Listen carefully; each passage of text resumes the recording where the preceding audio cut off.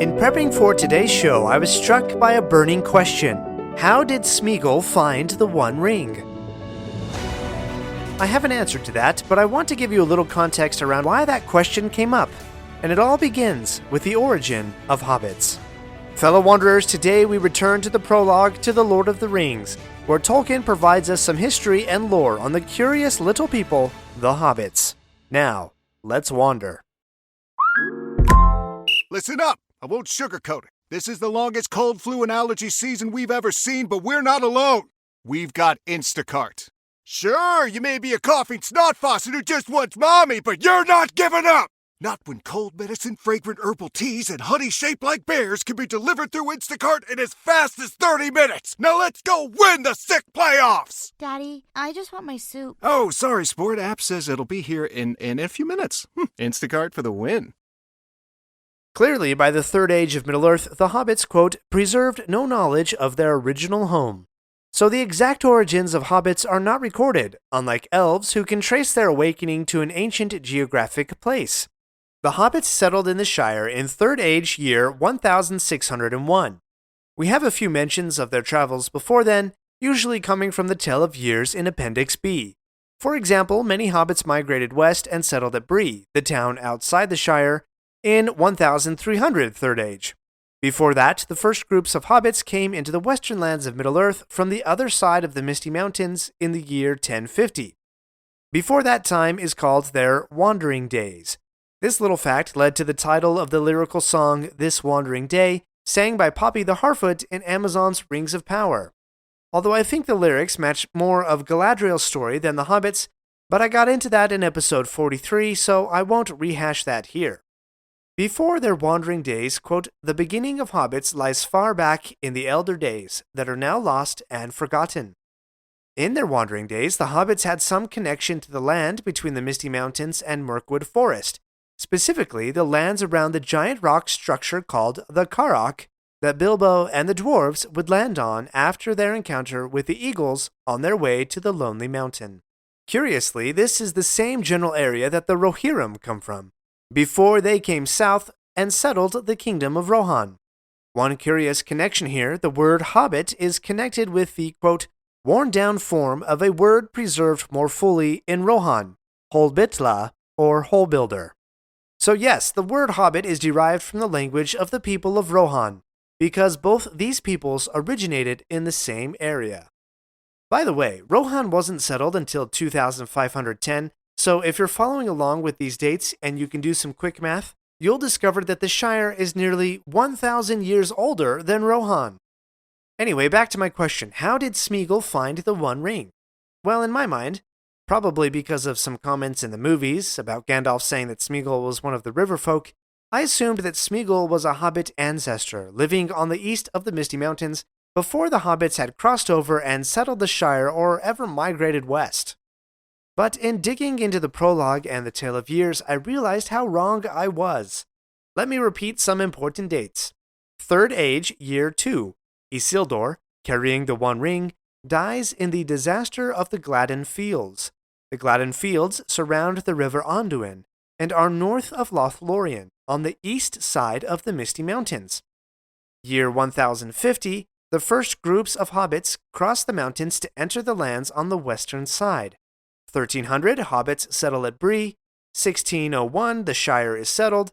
And 800 years later, in 2470, and back on the eastern side of the Misty Mountains, Smeagol claims the ring, after murdering his friend Eagle, who pulled the ring from the mud of the Anduin.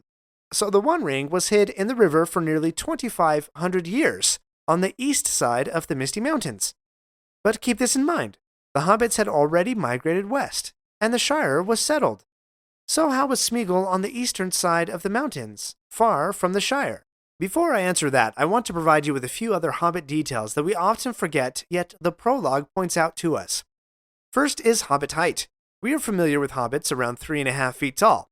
And I know there's a funny scene in the Two Towers movie of Merry and Pippin getting taller, and Merry is exasperated that Pippin claims to be 3 foot 8 inches.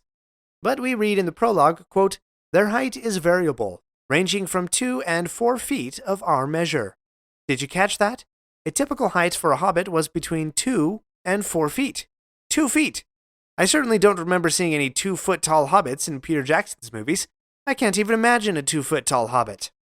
As for their writing style, the hobbits learned to record language from the Dunedain, who were the remnants of the men of Numenor who still dwelled in the northern lands, of which Aragorn was one. But this writing they learned only after the settlement of the Shire. Hence why, in Rings of Power, you can see all the pictographs in the books and pages used by Sadok, the leader of the Harfoots. Ah yes, Harfoots. Let's examine that for a moment. For we also learn from the prologue that the Hobbits' ancestors were divided into 3 different groups: the Harfoots, the Stoors, and the Fallohides. It was 2 Fallohide brothers who would later leave Bree and settle the Shire, along with a few followers. And Merry and Pippin, as a Brandybuck and a Took, were likely of the Fallohide variety of hobbits, while Bilbo and Frodo had some strain of Harfoot, I believe, due to the, quote, ancestral habit of living in tunnels and holes. An interesting aspect of the Harfoots is that they, quote, had much to do with the dwarves in ancient times. While the timeline is debatable, is this a potential story for Amazon's Rings of Power to explore? So far we've seen the Harfoots hide and run away from interactions with anyone else outside of their tribe. While on the topic of potential storylines for Rings of Power, we already glossed over one as we reviewed the origin of hobbits. While the ancestors of hobbits lived in the eastern lands near the Karok, they did eventually migrate west. Why? Well, quote, their own accounts speak of multiplying of men in the land, and of a shadow that fell on the forest, so that it became darkened, and its new name was Mirkwood. While never warlike, the hobbits did have a few weapons about them, but, quote, these were used mostly as trophies, hanging above hearths or on walls. A great example of this is Bilbo's writing room that has 2 crossed swords hanging on the wall. Also, the hobbits settled the Shire as a gift from the current king of Arnor, with the only requirement that they keep the Bridge of the Stonebows in good working order, and not hinder the messengers of the king. The hobbits had some knowledge that the king of Arnor had fallen, much to the machinations of the Witch-King of Angmar, and so had a phrase, when the king returns, that was shorthand for something that would never happen in the future. Interesting, though, that the hobbits, over a couple thousand years, how seemingly indirectly intertwined their story is with the rise of the Witch-King of Angmar, the chief of the Nazgul, and also the fall of the king of Arnor. But, as an inverse, the story of 5 brave hobbits leads to the fall of the king of the Nazgul and the rise of the new king of men, Aragorn, or Elisar, in the War of the Ring. Ah, I love it when the legend rhymes so cohesively like that. Who knew that we'd get all that just out of the prologue? But we've wandered far, so let's return to the path. How did Smeagol find the ring, if the hobbits were already settled in the Shire in the west? We'll wander that question right after this break. We're not done yet. If you like this episode, please leave a review and share with your friends. And remember to subscribe if you haven't already. We'll be right back.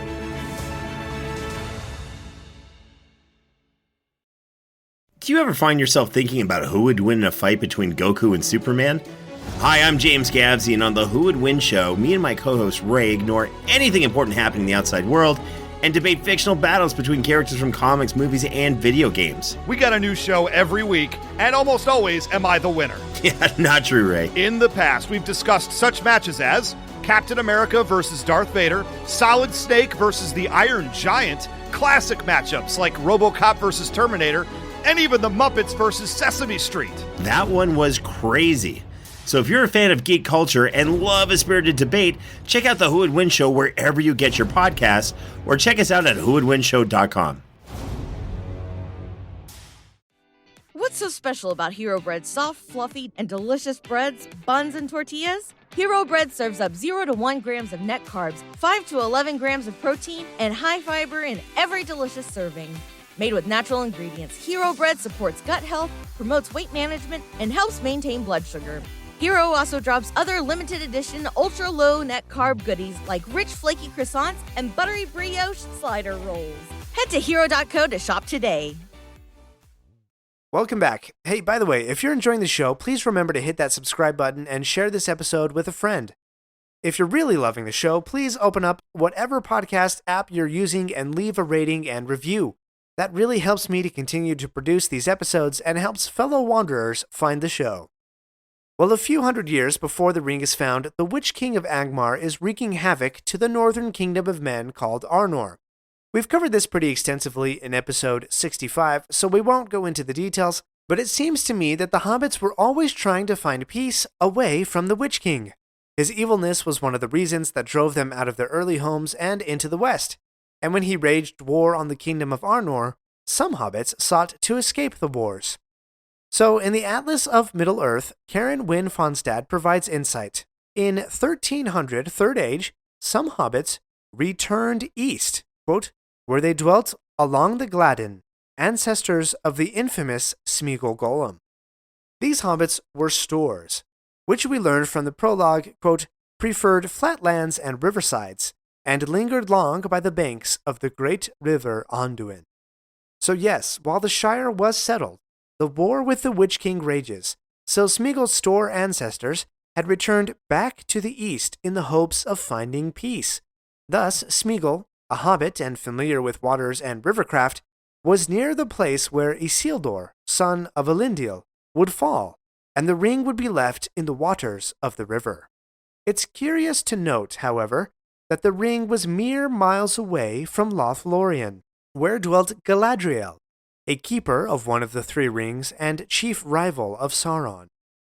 Sauron, for his part, had taken up residence in Dol Guldur, the ancient fortress in southern Mirkwood, so that he could conduct his own searches for the ring in the Anduin. And we also know that Saruman had already secretly betrayed the White Council and was searching the Anduin for the ring so that he could claim it for himself. It was later guessed that Saruman had found the body of Isildur, yet without the ring, as Aragorn and Gimli were cleaning out the Tower of Orthanc after the War of the Ring. That detail comes from the Unfinished Tales, and we'll have to dig into that in a different episode. Chance, it seems, intervened to foil the ring's plans. For not once, but twice, was the ring picked up by the most unlikely creature imaginable, a hobbit. One from the east, named Smeagol, and a hobbit from the west, named Bilbo. Next time, we'll continue our journey in the prologue to The Lord of the Rings, exploring Pipeweed and the Shire. Thank you for wandering Middle-earth with me today. My friends, if you enjoyed this episode, let me know by subscribing, leaving a review, and sharing with your friends. Follow me on Facebook or Instagram at Lore of the Rings Podcast. For feedback on the show, please email me using the link in the show notes. Until next Thursday, remember, not all those who wander are lost.